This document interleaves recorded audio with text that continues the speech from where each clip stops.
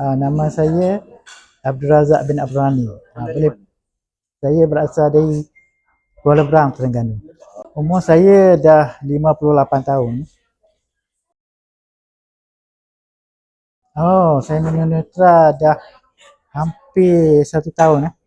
Sebenarnya permulaannya saya nak turunkan berat badan dan saya pun ada masalah sembelit ya. Itulah yang saya ambil neutral.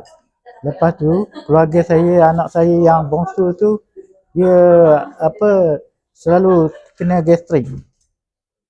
Kami selalu ulang alik ke hospital. Kadang-kadang pukul 3, 4 pagi kena pergi hospital sebab gastrik. Jadi sekarang bila saya berikan anak saya neutral, alhamdulillah keadaan anak saya dah berangsur kurang kena gastrik . Ya, pertama sekali saya mengambil neutral ni untuk menjaga kesihatan saya. Lepas tu apabila saya tengok perubahan pada diri saya tu, saya pun suggest kepada orang yang terdekat, terutama sekali ahli keluarga saya lah.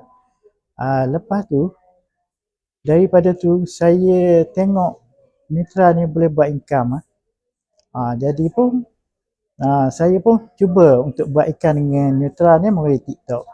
Jadi alhamdulillah saya boleh menjana pendapatan dengan neutral. Jadi neutral ni memberi dua kelebihan pada saya, dua keistimewaan. Yang pertama dari segi kesihatan dan kedua dari segi kewangan. Dulu sebelum saya join neutral ni memang masa saya tak ada sebab saya seorang pemandu lori, masa banyak dihabiskan di atas jalan raya. Apabila saya dah join neutral ni, masa saya dengan keluarga, dengan Tuhan ada banyak masa.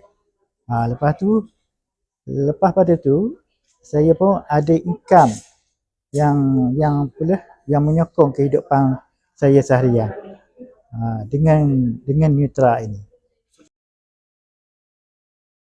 Ya, sebelum saya join neutral tu pendapatan saya lebih kurang 2-3 ribu, paling banyak 4 ribu satu bulan. Setelah saya join neutral ni pendapatan saya melebihi 10 ribu sebulan.